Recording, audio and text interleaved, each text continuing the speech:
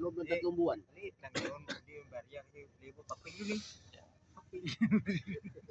Anong masasabi natin guys sa ating kalagayan ngayon?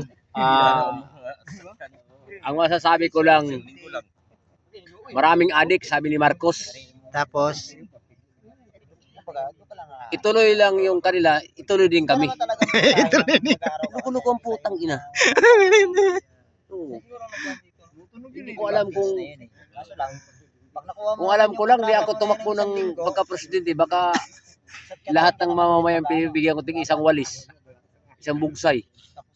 Ang hayop yan. Anong gagawin sa walis sa kabugsan yan? Maglinis sila. Tapos sila, pagkatapos sa maglinis, pag inom sila, tapos magpaluan sila ng bugsay pag sila nalasing. Ito, sabihin ko sa'yo, Tore. Once na magkita tayo dito sa kahit saang lugar. Ito, tandaan mo, pangalan ko, Carlo Guanzon. Oh. Kung saan ka man, tandaan mo, huwag lang tayo mag-cross ang landas natin. Napakalukulo mo ang putang ina mong hayop ka. Vlogger. Hindi yung vlogger yung putang ng sampaling ko mga putang yan eh. Pero, kikita mo to, Tore? Marcos? Malaki yan ha.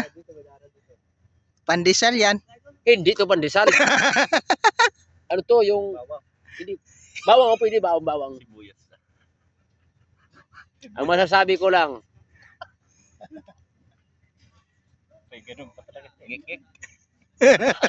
pag Naginom sa tuba. binigyan ng pagkakataon,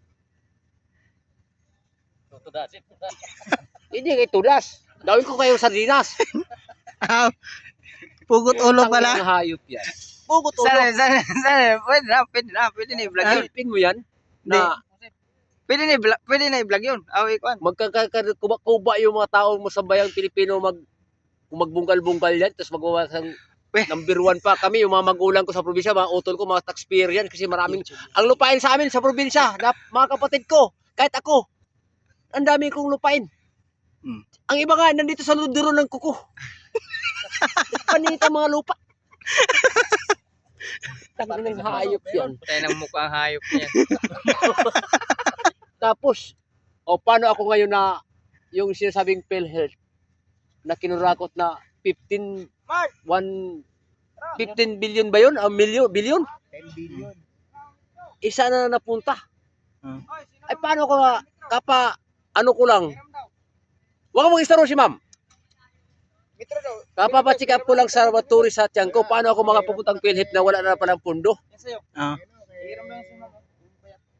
Ano ba yan? Ang masasabi ko lang, hindi ko matansya ang sarili ko. Kaya masasabi ko lang, good luck sa lahat ng mga adik. Okay.